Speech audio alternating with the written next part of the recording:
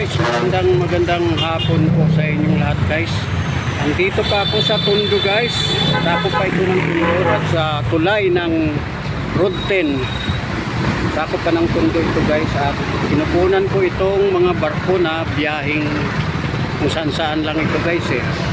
Ayan, pinupunan ko yung mga bangka-bangka dito. Mga barkong maliliit, lancha. Ayan, biyahing Palawan din ang mga yan guys eh. Ayan o. Ito mga barge naman ito. Ayan o, mga barge. Biyahing Palawan din ang mga yan guys. Ayan. Ayan guys. Ayan lang yung pinupunan ko dito. At ayan pa, may hinihila na yung ano guys oh. Hinihilang barge. Yung karga niyan, mga ano na, mabigat na ano na yan, mga semento, mga ganon, mga langis. Ganon ang kadalasan na hinihila na ng mga ano, tagbot. Ayan guys, ayan oh, hinihila na sila ng tagbot. Dadalhin yan doon sa Pasig, kung saan saan, sa Marikina doon. Tapos natambayan doon, ikakalat na yung langis kung langis man, semento kung semento man. Okay? Ayan guys, yan lang yung ano ko guys, yung video ko. Kasi wala tayong ano, wala akong video. Mamaya pa ako magla-live. Mukhang may ulan guys, pupunta ako ng ano. Ayan guys, yung nakatambay lahat ng mga truck dito. Mga 20-footer container van, malaki.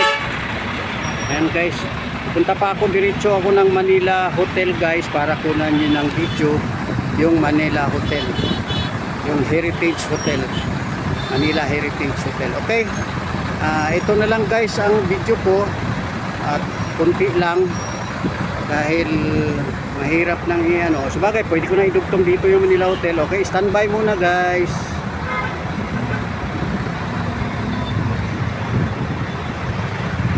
Ayan guys, yung ano na yung ano, barge, hinihila na talaga nila.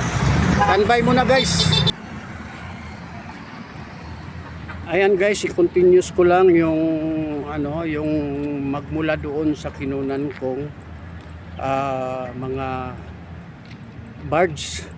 Andito ako ngayon sa harapan ng isang hotel guys, ang prestigious, isa sa prestigious hotel dito sa Maynila, ang Manila Hotel. Isa ito sa pinakalumang hotel dito sa Maynila guys. Ayan oh. Ayan yung structural niya oh. Ayan oh.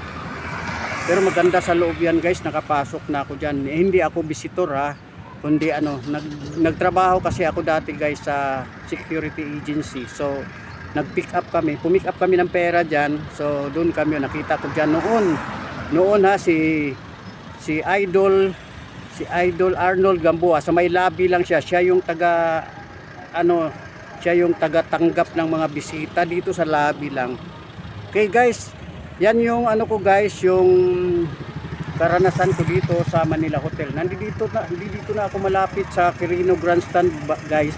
Pupunta ako ng Quirino Grandstand, kukunan ko yung iba ron hanggang diretso ako sa Manila Bay, sa lugar ng ano, ng Dolomite Beach. Magla-live ako doon kahit kapiranggot lang, kahit isang oras, sabay uuwi na ako sa Cainta, Rizal. Okay guys, ayan guys oh, lumang-luma na talaga itong building na to. Panay renovation lang ito guys.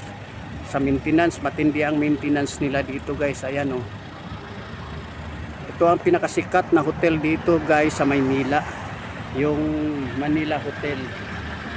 Okay guys,